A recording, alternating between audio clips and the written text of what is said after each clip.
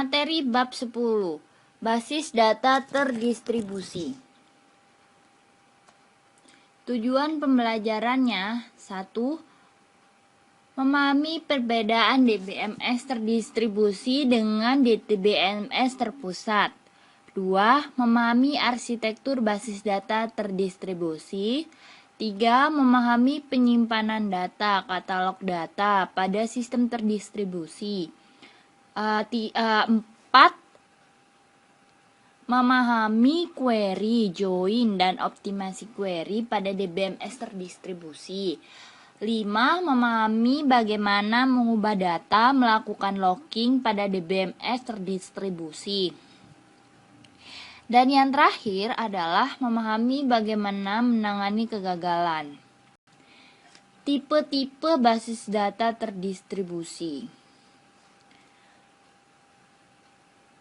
Pada basis data terdistribusi atau distributed database, data disimpan pada beberapa tempat.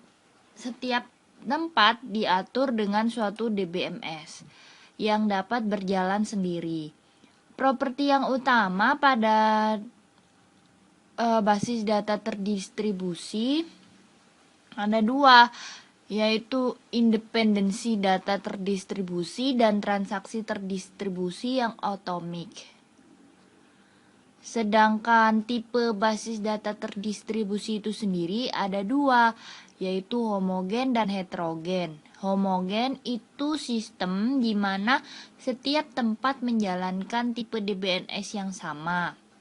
Sedangkan heterogen itu sistemnya di mana setiap tempat yang berbeda menjalankan DBMS yang berbeda, baik relational DBMS atau RDBMS biasa disebut, atau non-relational DBMS. Selanjutnya adalah arsitektur basis data terdistribusi. Ada 3 macam pendekatan alternatif untuk membagi fungsi pada proses DBMS yang berbeda. 2 arsitektur alternatif DBMS terdistribusi itu adalah client server dan juga collaboration server. Yang pertama dibahas ini adalah client server. Sistem client server mempunyai 1 atau lebih proses client dan 1 atau lebih proses server.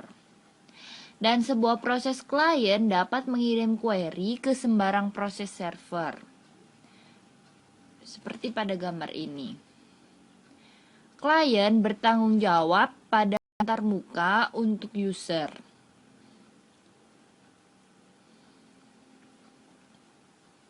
Sedangkan server mengatur data dan mengeksekusi transaksi, sehingga suatu proses klien pada sebuah personal komputer dan mengirimkan query ke sebuah server yang berjalan pada mainframe.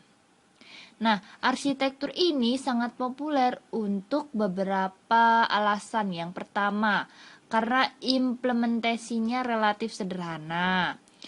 Pembagian fungsinya baik, arena servernya tersentralisasi. Selanjutnya adalah collaboration server. Arsitektur client server tidak mengizinkan satu query mengakses banyak server, karena proses client harus dapat membagi sebuah query ke dalam beberapa subquery untuk dieksekusi pada tempat yang berbeda, lalu membagi jawabannya ke subquery.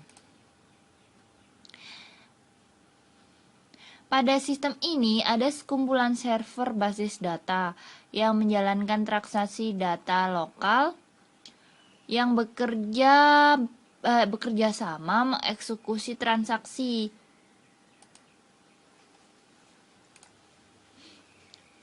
Penyimpanan data pada sistem terdistribusi ada dua, fragmentasi dan replikasi. Yang pertama yang dibahas adalah fragmentasi. Fragmentasi terdiri 2 relasi, yaitu terdiri dari 2 macam, fragmentasi vertikal dan horizontal. Kalau horizontal, union dari fragmen horizontal harus sama dengan relasi asal. Kalau fragmen biasanya dibutuhkan disjoin. Kalau vertikal, koleksi fragmen vertikal tuh seharusnya dikomposisi lossless join. Penyimpanan yang kedua yaitu replikasi. Replikasi artinya bahwa kita menyimpan beberapa kopi sebuah relasi atau fragmen relasi. Keseluruhan relasi dapat direplikasi pada satu atau lebih tempat.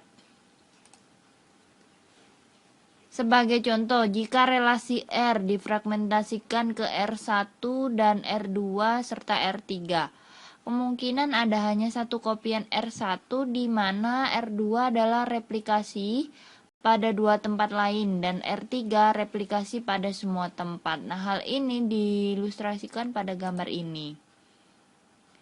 Nah, hal yang penting, jika suatu relasi difragmen dan direplika, setiap partisi memerlukan nama global. Nama globalnya itu harus unik yang disebut dengan relation name.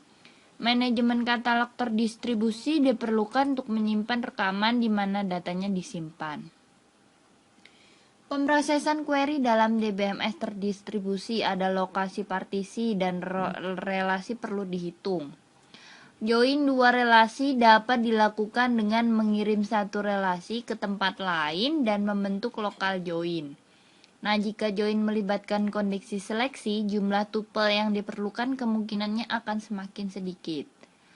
Semi join dan belum join mengurangi jumlah tuple yang dikirim ke jaringan dengan mengirim informasi terlebih dahulu yang mengizinkan memfilter tuple yang tidak relevan.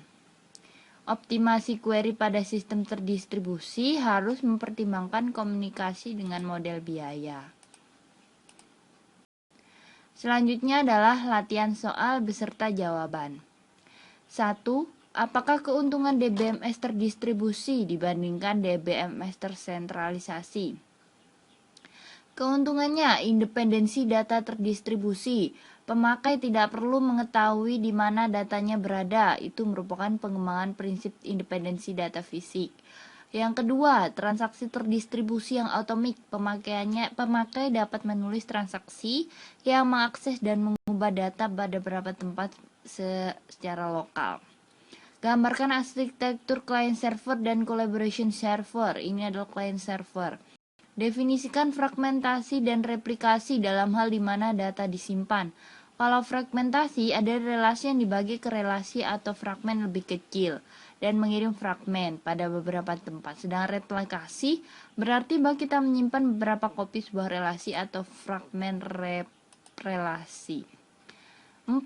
Apakah perbedaan antara replikasi sinkronus dan asinkronus? Synchronous replication itu semua kopi dari relasi yang dimodifikasi harus diubah sebelum modifikasi transmit commit.